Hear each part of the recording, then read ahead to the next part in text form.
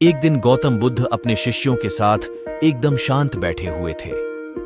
उन्हें इस प्रकार बैठे हुए देख शिष्य चिंतित हुए कि कहीं वह अस्वस्थ तो नहीं है। एक शिष्य ने उनसे पूछा कि आज वह मौन क्यों बैठे हैं, क्या शिष्यों से कोई गलती हो गई है?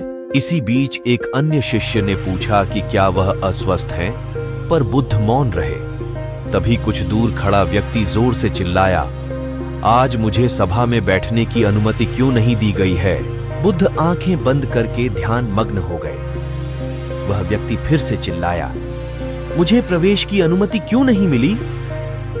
इसी बीच एक उदार शिष्य ने उसका पक्ष लेते हुए कहा कि उसे सभा में आने की अनुमति प्रदान की जाए। बुद्ध ने आंखें खोलीं और बोले, नहीं, वह अछूत है, उसे आज्ञा नहीं दी जा सकती। यह सुनकर शिष्यों को बड़ा आश्चर्य हुआ।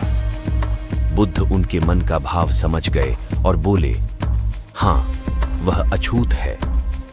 इस पर कई शिष्य बोले, हमारे आश्रम में जात पात का कोई भेद ही नहीं, फिर वह अछूत कैसे हो गया? तब बुद्ध ने समझाया, आज वह क्रोधित होकर आया है। क्रोध से जीवन की एकाग्रता भंग होती है। क्रोधी व्यक्ति प्राय मानसिक हिंसा कर बैठता है, इसलिए जब तक वह क्रोध में रहता है तब तक अछूत होता है। इसलिए उसे कुछ समय एकांत में खड़े रहना चाहिए। क्रोधित शिष्य भी बुद्ध की बातें सुन रहा था। पश्चाताप की अग्नि में तप कर वह समझ चुका था कि अहिंसा ही मनुष्य का महान कर्तव्य व परम धर्म है। वह बुद्ध के चरणों में गिर पड़ा और कभी क्रोध न करने का प्रण लिया। शिक्षा।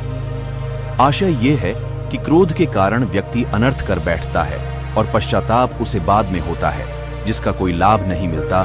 इसलिए हमें क्रोध नहीं करना चाहिए। असल मायने में क्रोधित व्यक्ति अछूत हो जाता है और उसे अकेला छोड़ देना चाहिए।